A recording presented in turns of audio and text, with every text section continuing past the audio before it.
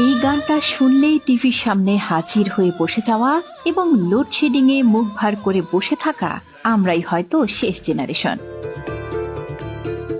সাদা কালো বলে একটা টিভি ছিল, তা হয়তো আগামী প্রজন্ম জানবেই না কখনো। মারা গেছেন আয়ুব বাচ্চু, মাইকেল জ্যাকসনও অনেকদিন হলো পৃথিবীতে নেই। আর কোনো নতুন ফানি ভিডিও বানাবেন না মিস্টার বেন। নতুন প্রজন্ম হয়তো জানবেই না কথা না শুনেও প্রাণ খুলে হাসা যায়। শুক্রবার মানেই বাংলা সিনেমা দেখার কথা মনে পড়লে এখন হাস্যকর লাগতেই পারে অনেকের কাছে। একটিমাত্র টিভি, আর সেই টিভি দেখতে ঘর ভর্তি মানুষ। সবাই মিলেও যে একটা সিনেমা দেখা যায় তা হয়তো বুঝবেই না নতুন প্রজন্ম। হয়তো মিনা মিঠুও বড় হয়ে গেছে এতদিনে। দারুণ দারুণ গল্পে তাদের প্রতিবাদী কণ্ঠ এখন আর দেখা যায় না টিভির পর্দায়। সিসিমপুরের কথা কজনই বা জানে এই প্রজন্মের।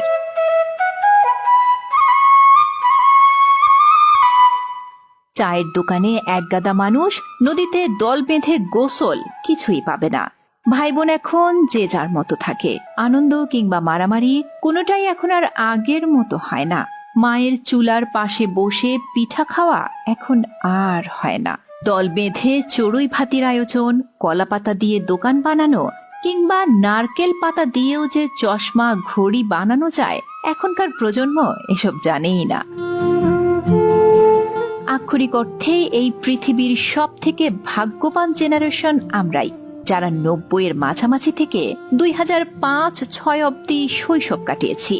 আমাদের সময় এমন একটা ঘড়ি ছিল যেটা হাতে দিয়েও গোসল করা যেত।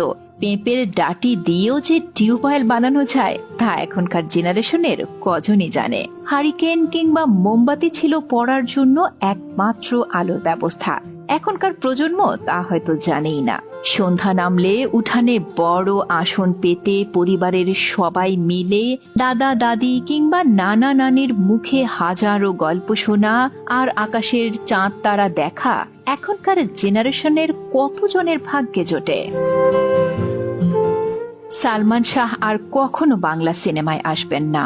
রাজ্জাক, রাজীব, হুমায়ুন ফরিদি সহ সবার অভিনয় কি অসাধারণ ছিল।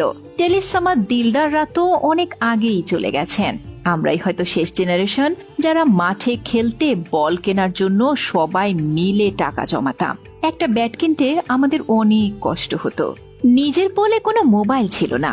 তথ্য আদান প্রদানের একমাত্র মাধ্যম ছিল চিঠি। আমরাই একটা নড়বড়ে দলকে চোখের সামনে মাথা উঁচু করে দাঁড়াতে দেখেছি।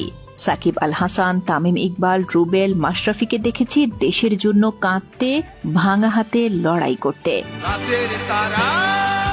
জেমস, আয়ুব বাচ্চু শিরোনামহীন মাইলসের সবচেয়ে ভালো গানের সাক্ষী আমরাই। আসিফের ও প্রিয়া গান, জেমসের রাতের তারা, বাবা কতদিন দেখিনি তোমায় কিংবা আয়ুব বাচ্চুর আমি কষ্ট পেতে ভালোবাসি, দুর্দান্ত সব জনপ্রিয় গানের সাক্ষী এই আমরাই। খুব সহজলভ্য ইন্টারনেট পেয়েছি আমরা। গুগল, ইউটিউব, ফেসবুক সব পেয়েছি। তবে মাসুদ রানা কি আগের মতোই লেখা হয়? কতদিন নদীতে নৌকা ভাসানো হয় না? অনেক স্মৃতি আছে আমাদের। আবেগে ভেসে যাওয়ার মতো গল্প আছে। বাবাকে জমের মতো ভয় পাওয়া